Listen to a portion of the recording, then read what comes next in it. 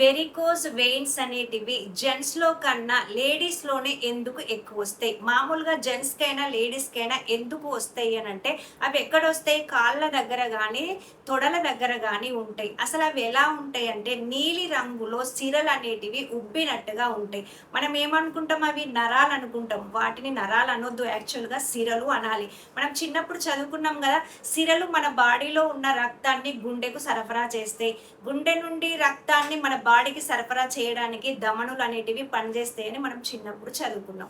మరి లేడీస్‌లో మామూలుగా జెంట్స్‌లోనైనా వంశపారంపర్యంగా గానీ, ఎక్కువగా నిలబడడం వల్ల, ఎక్కువగా కూర్చోవడం వల్ల, ఎక్కువగా లావవ్వడం వల్ల, లేదంటే ఎక్కువ ఏజ్ రావడం వల్ల, లేదంటే మెనోపాజ్ తర్వాత హార్మోన్ ఇంబాలెన్స్ వల్ల, వీటన్నిటి వల్ల వెరికోస్ వెయిన్స్ అనేటివి వస్తాయి. మరి లేడీస్‌లో ఇంకెందుకు ఎక్కువైతది అంటే, లేడీస్‌లో ప్రెగ్నెన్సీతో ఉన్నప్పుడు మామూలుగా రక్త పరిమాణం అనేది పెరుగుతది. అది పెరగడం వల్ల ప్రొజెస్ట్రాన్ హార్మోన్ అనేది ఎక్కువైతది.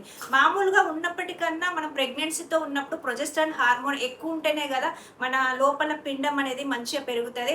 అలా ఉన్నప్పుడు గర్భాశయము, గర్భసంచి ఏమైతది? పిండం పెరుగుతున్న కొద్దీ అది వెడల్పైతది. అది వెడల్పు అవుతున్న కొద్దీ ఈ రక్త పరిమాణం పెరగడం వల్ల వెడల్పైనప్పుడు ఒత్తిడి అనేది గర్భసంచిలో ఒత్తిడి అనేది ఎక్కువైతది.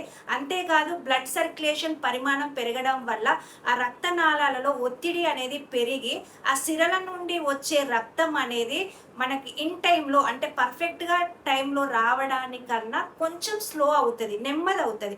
అలా నెమ్మదవ్వడం వల్ల ఫ్లో అనేది పర్ఫెక్ట్‌గా లేకపోవడం వల్ల నీలి రంగులో ఆ సిరలనేటివి ఉబ్బినట్టుగా కనబడతాయి.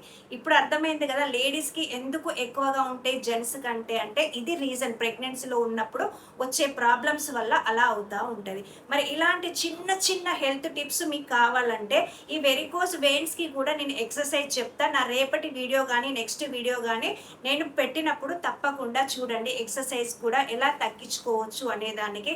మరి ఇలాంటి వీడియోస్ కోసం మీరు నా ఛానల్‌ని ఏం చేయాలి? Like, share, comment and subscribe చేయడం అస్సలు మర్చిపోవద్దు.